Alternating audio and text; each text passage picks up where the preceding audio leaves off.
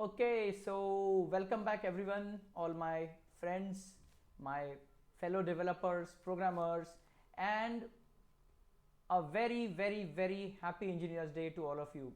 Guys and girls, we have been the unsung heroes of this pandemic.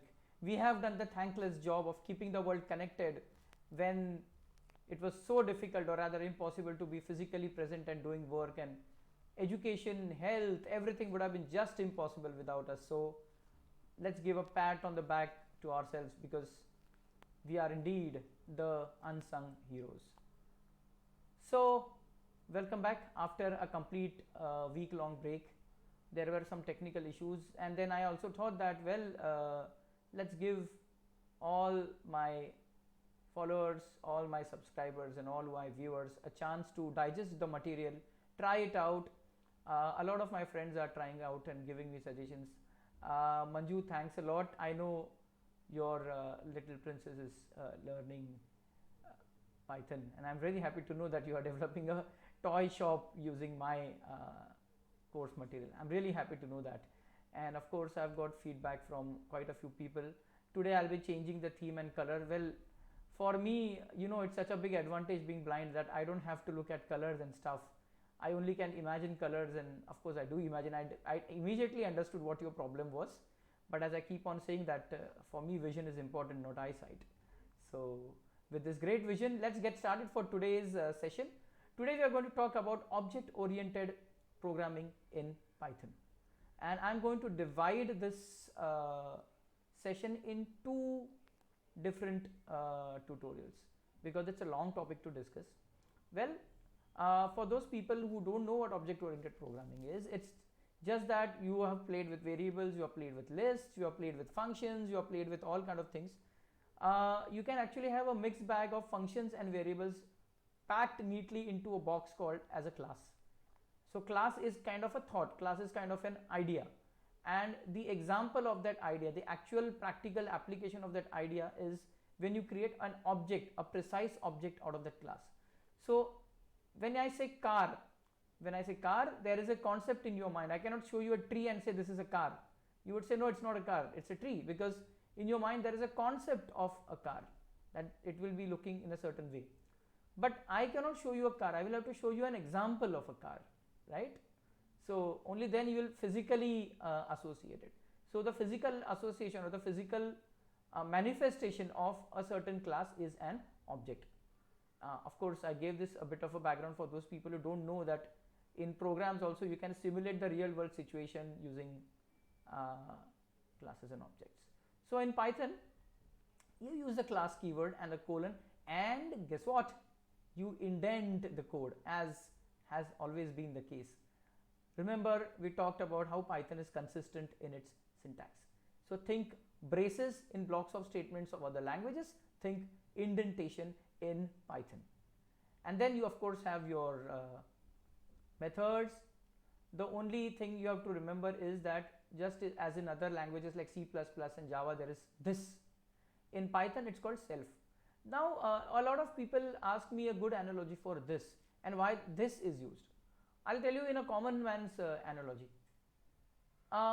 You are at home, imagine, and you want a glass of water. So you call your mother or your wife or your child and say, give me glass of water. Let's say my name is Krishna and I want a glass of water. I am asking my mother, will I say give water to Krishna? No, I will say give water to me. I want water, me, I. So when you are referring to yourself, you don't use your name, right? That is a similar case with classes. Inside the class, when you create a class, when you are writing methods and you want to refer its own properties, you won't use the name of the class. It's pretty obvious that you're talking in that context. So some languages use this and Python uses self. The only thing you have to remember, and the only caveat here, is that unlike in Java and C++, when you write methods, you have to have self as the first parameter in the method.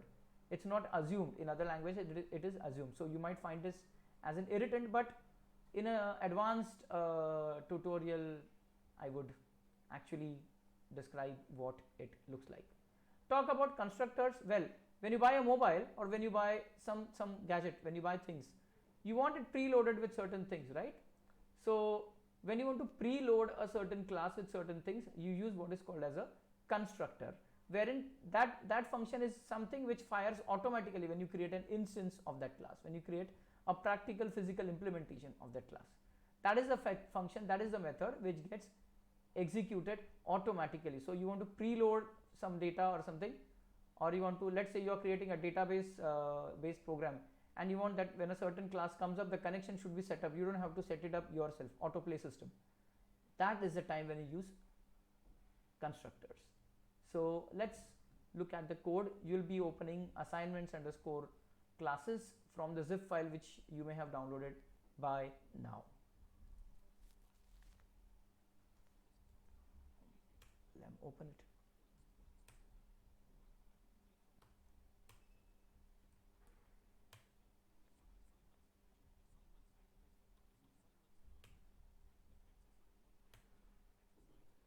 Friends, here is the syntax for class, and those who have complained to me and criticized me for not having the proper background and color, thanks a lot for that criticism, and I'm very sorry that my advantage of not being able to see was imposed upon you. I'm really very sorry. So I hope this time you guys are satisfied. As you can see, we have created a very simple class called table. Now see this. Now we have a def keyword. Now that def keyword, that def function is indented inside the class statement, which means that it is a method. Another symbol of it being a method is, look at the first parameter here. The first parameter here would be self. So as I said in the beginning, that you will have to have self as the first parameter in all the methods inside the class. So you can see all these methods here. Now how do you create an instance of the class?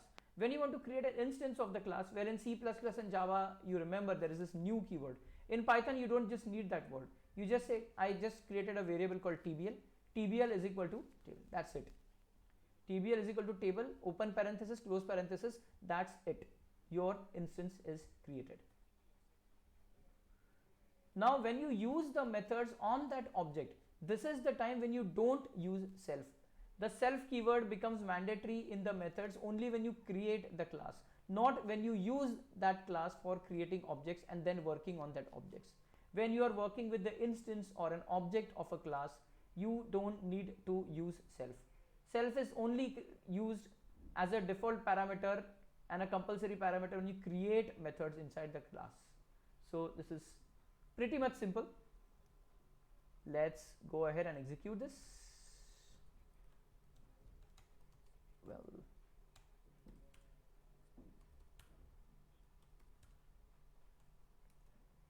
sorry.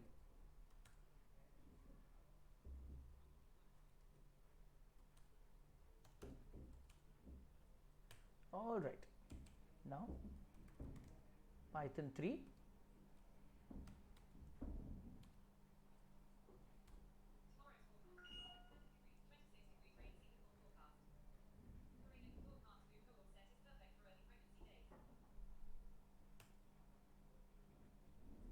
Here you go. So this is the output, very plain and simple. We created a class, we created its instance and called its method. Here's the code again for you guys. You create a class, then you indent. You have self as the first parameter when you define any method in a class.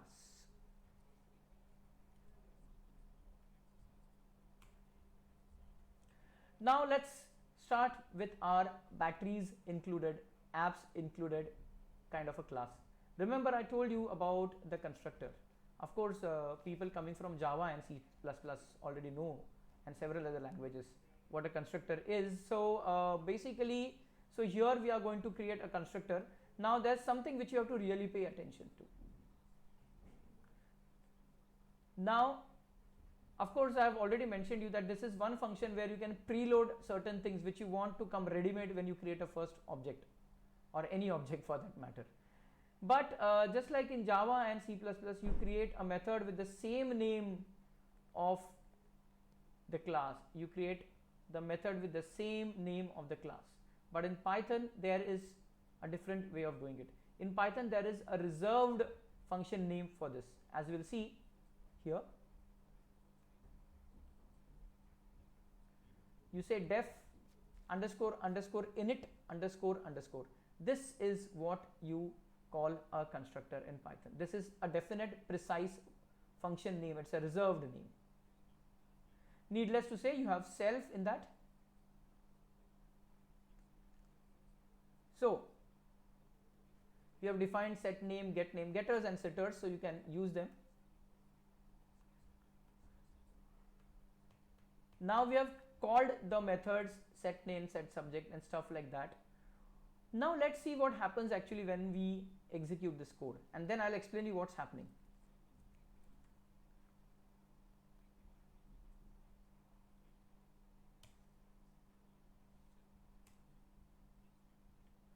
Well, the code seems to be pretty obvious, but look at the first print statement carefully. It says new student has arrived. Now let's see where that print statement was. It was there in the constructor, in the init.